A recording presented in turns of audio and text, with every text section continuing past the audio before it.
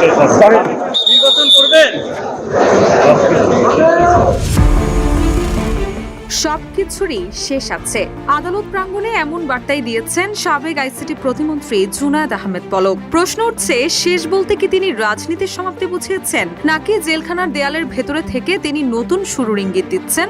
জুলাই গণ অভ্যুত্থানে হত্যাকাণ্ডের মামলায় কারাবন্দী পলকের এখন আর মন খারাপ হয় না। নিজেকে মানিয়ে নিয়েছেন জেলখানায়। আগামী সংসদ নির্বাচনে লড়তেও চান তিনি। ৮ অক্টোবর আদালত প্রাঙ্গণে সাংবাদিকদের উদ্দেশ্যে এসব কথা বলেন পলক। এদিন রাজধানীর বনানী থানায় মোহাম্মদ শাহজাহান নামে এক ব্যক্তি হত্যা মামলায় পলককে গ্রেপ্তার দেখানো হয়েছে। পুলিশের আবেদনের পরিপ্রেক্ষিতে ঢাকা মেট্রোপলিটন ম্যাজিস্ট্রেট সাদিকুর রহমানের আদালত এই আদেশ দেন। ৮ অক্টোবর সকালের দিকে পলককে আদালতে হাজির করে পুলিশ। এরপর সিএমএম আদালতের হাজতখানায় রাখা হয়। পরে পুলিশ কঠোর নিরাপত্তায় তাকে এজলাসে ওঠায়। এজলাসে ওঠানোর সময় সাংবাদিকদের উদ্দেশ্যে পলক বলেন, সবকিছুরই শেষ আছে। এই সময় এক সাংবাদিক প্রশ্ন করেন, সামনে তো নির্বাচন, আপনি কি নির্বাচনে অংশ নেবেন? এই কথা শুনে হ্যাঁ সূচক মাথা নাড়ান তিনি।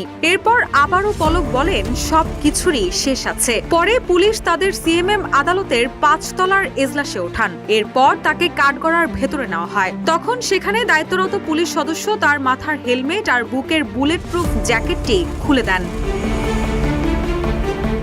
এ সময় পলক তার আইনজীবীকে বলেন, আমি ভালো আছি, মানসিকভাবে শক্ত আছি, মন থেকে উজ্জীবিত রয়েছি।